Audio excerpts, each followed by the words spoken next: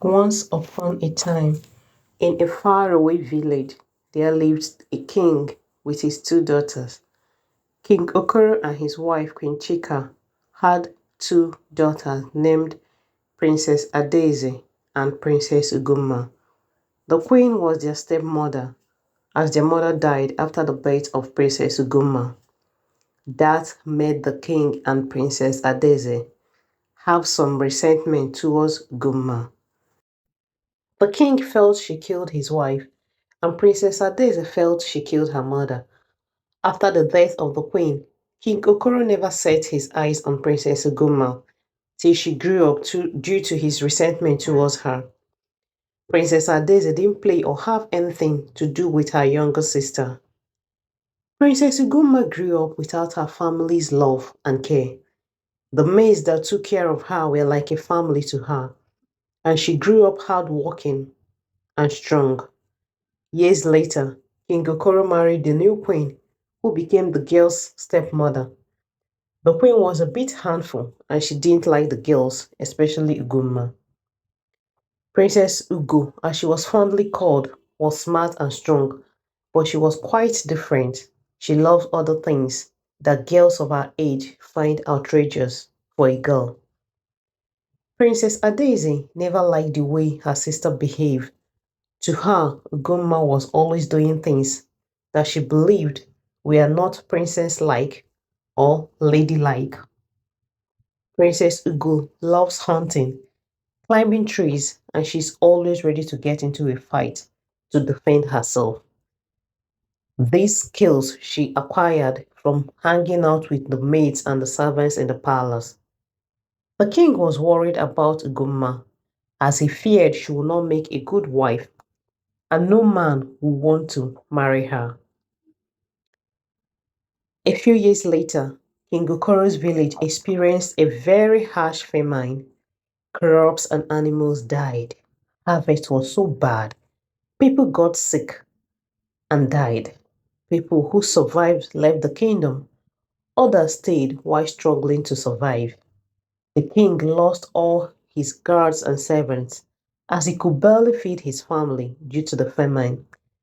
Princess Ugo, who goes hunting, gathers firewood, comes home and makes some food for the family to eat. The king, her stepmother, and Princess Adeze never appreciated any of her efforts as they treated her as the servant. Princess Ugo was always with Ngozi, the maid that raised her. She always encouraged her to overlook the way her family treats her, but find the best in them and always help them. King Okoro's only hope was that one of his daughters would get married to a prince who would pay a large dowry and end the suffering of his people by bringing unity and trade among the two communities. One day, words came from a faraway kingdom that the prince of an unknown kingdom to them wants a wife and he is willing to pay any amount to marry one of King Okoro's daughters. The king was so happy that the marriage would end the suffering of his people. King Okoro told the queen to get Princess Ugomma ready for marriage as Princess Adaeze was in love with Prince Chike from a neighboring village. King Okoro was relieved that the people who wanted to marry Princess Ugomma were from a faraway village. After the marriage, the dowry was paid in full and more. King Okoro's village was revived, and Princess Ugomma was taken to meet her husband. Princess Ugomma went to her father and pleaded with him to follow her and find out where her husband is from, but the king refused. Ngozi, the maid who took care of Princess Ugomma when she was little, offered to follow her to her new kingdom as her servant. When they got to the kingdom, it was so beautiful and they were very rich, but something seemed off with the way they were behaving around them. Princess Ugomma noticed that whenever she passed the maidens, they are always whispering to one another. Her husband, Princess Okina, seems nice and happy to see her. Ngozi and Princess Ugomma settled in their hut, as they were told it's the custom of their land for the new bride to stay in her hut for 3 days, and on the last day, a ceremony will be performed to officially accept her into the kingdom and before she is proven worthy to start living with the prince. On the second day, Ngozi told Princess Ugoma that she had a strange feeling about those people, and Ugoma told her she felt the same. Everything about them seems odd and a bit scary. On the third day, both the prince and Ngozi waited for them to start the ceremony, but they didn't come till late at night. There was a big feast at the market square with lots of food and different people. After the feast, the prince was told to escort her princess back to their hut as it was their custom. Prince Okuna walked with the princess through a bush path. Immediately they got to a spot, the prince pushed her into a deep ditch that they have dug and covered with dry grasses. Princess Ugoma fell into the ditch and landed at the bottom of the ditch, close to two dead bodies. She was scared and terrified. Princess Ngozi, who was following them on her way, saw what happened, took to her heels. It was later discovered that the kingdom had a secret tradition. Before the prince is allowed to marry, he would sacrifice two princesses to their gods. Unknown to Princess Ugoma, she was the sacrifice and not a bride of the prince. Princess Ugoma fought her way through the ditch. She waited every night when all the villagers were asleep and she made her way through the ditch. After 3 days, Princess Ugoma escaped. Her love for climbing, hunting, and doing things that are not ladylike finally paid off. Meanwhile, back in King Okoro's kingdom, Princess Adeze's wedding preparation were in full swing. However, on the day of the wedding, Ngozi arrived with news of Princess Ugoma's plight.